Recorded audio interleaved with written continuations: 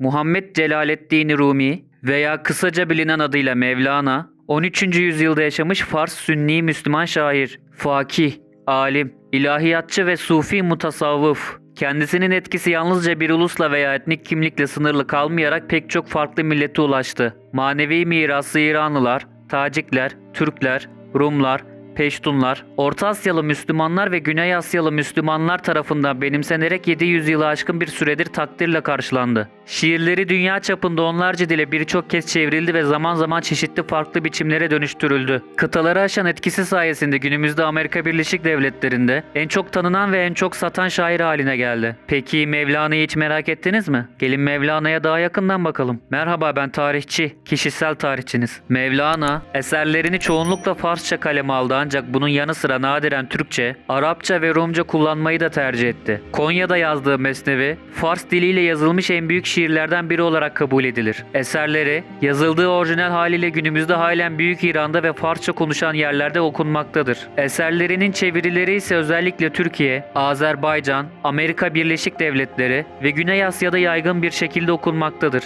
Mevlana, 30 Eylül 1207 tarihinde Horasan'ın Belh şehrinde, günümüzde Afganistan sınırları içinde kalan veya günümüzde Tacikistan sınırlarında kalan Vahş kasabasında doğmuştur. Annesi Belh Emiri Rükneddin'in kızı Mümine Hatun, babaannesi Harizmşahlar Hanedanı'ndan Fars prensesi olan Melike-i Cihan Emmetullah Sultan'dır. Babası alimlerin sultanı unvanı ile tanınmış Muhammed Bahaeddin Veled, büyük babası Ahmet Hatibi oğlu Hüseyin Hatibi'dir. Babasına Sultanül Ülema unvanının verilmesini kaynaklar Türk gelenekleriyle açıklamaktadır. Etnik kökeni tartışmalı olup Fars, Tacik veya Türk olduğu yönünde görüşler mevcuttur. Mevlana, dönemin İslam kültür merkezlerinden Belh kentinde hocalık yapan ve Sultanül Ülema, alimlerin sultanı lakabıyla anılan Bahaeddin Veled'in oğludur. Mevlana, babası Bahaeddin Veled'in ölümünden bir yıl sonra 1232 yılında Konya'ya gelen Seyyid Burhanettin'in manevi terbiyesi altına girmiş ve 9 yıl ona hizmet etmiştir. 1273 yılında vefat etmiştir. Mevlana, yazdığı Mesnevi adlı eserinde kendi adını Muhammed bin Hüseyin el-Belhi şeklinde vermiştir. Burada yer alan Muhammed isimleri baba ve dedesinin ismi, Belhi ise doğduğu şehir olan Belh'e nispettir.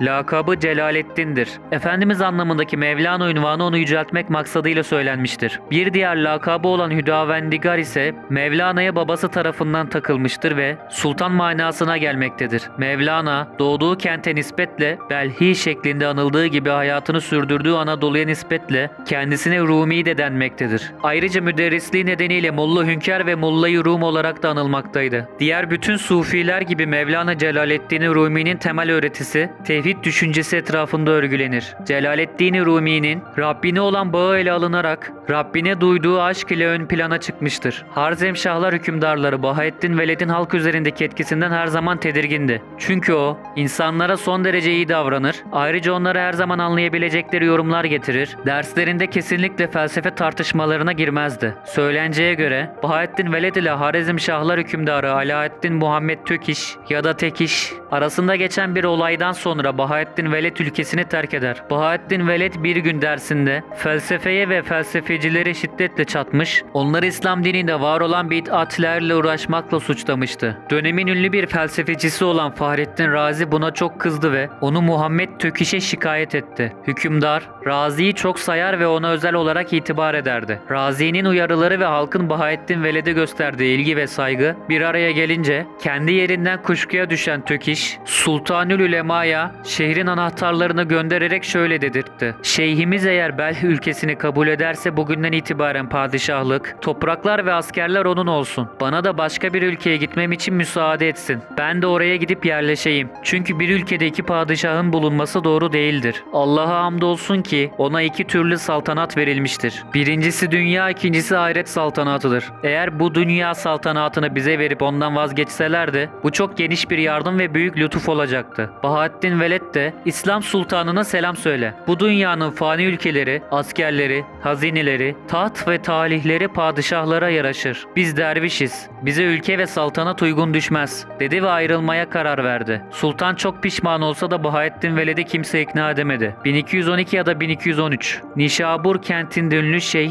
Feridüddin Attar onları karşıladı. Aralarında küçük Celaleddin'in de dinlediği konuşmalar geçti. Attar, Esrarname, Sırlar Kitabı adlı ünlü kitabını Celaleddin'e hediye etti ve yanlarından ayrılırken küçük Celaleddin'i kastederek yanındakilere bir deniz bir ırmağın ardına düşmüş gidiyor dedi. Bahaettin Veled'e de umarım yakın bir gelecekte oğlunuz alem halkının gönlüne ateş verecek ve onları yakacaktır diye bir açıklama yaptı. Mevlana Esrarname'yi her zaman yanında taşımış, Mesnevisinde Attar'dan ve onun kıssalarından sık sık söz etmiştir. Kafile Bağdat'ta 3 gün kaldı. Sonrasında hac ibadeti için Arabistan'a yöneldi. Hac dönüşü Şam'dan Anadolu'ya geçti ve Erzincan, Akşehir ve Larende'de günümüzde Karaman konakladı. Bu konaklama 7 yıl sürdü. 18 yaşına gelmiş olan Celaleddin, Semerkantlı Lala Şerafettin'in kızı Gevher Hatun ile evlendi. Oğulları Mehmet Bahaettin, Sultan Veled ile Alaaddin Mehmet, Larende'de doğdular. Selçuklu Sultanı Alaaddin Keykubat, sonunda Bahaettin Veled'i ve Celaleddin'i Konya'ya yerleşmeyi razı etti. Onları yollarda karşıladı. Altınapa medresesinde konuk etti. Başta hükümdar olmak üzere saray adamları, ordu ileri gelenleri, medreseliler ve halk Bahaettin Veled'e büyük bir saygıyla bağlandı ve müridi oldu. Bahaettin Veled 1231'de Konya'da vefat etti ve Selçuklu Sarayı'nda Gül Bahçesi denilen yere defnedildi. Hükümdar yas tutarak bir hafta tahtına oturmadı. 40 gün imarathanelerde onun için yemek dağıtıldı. Babasının vasiyeti, Selçuklu Sultanı'nın buyruğu ve Bahaettin Veled'in müritlerinin ısrarlarıyla Celaleddin babasının yerine geçti. Bir yıl süreyle ders, vaaz ve fetva verdi. Sonra babasının öğrencilerinden Tebrizli Seyyid Burhanettin, Muhakkik Şemsi Tebrizi ile buluştu. Celaleddin'in oğlu Sultan Veled'in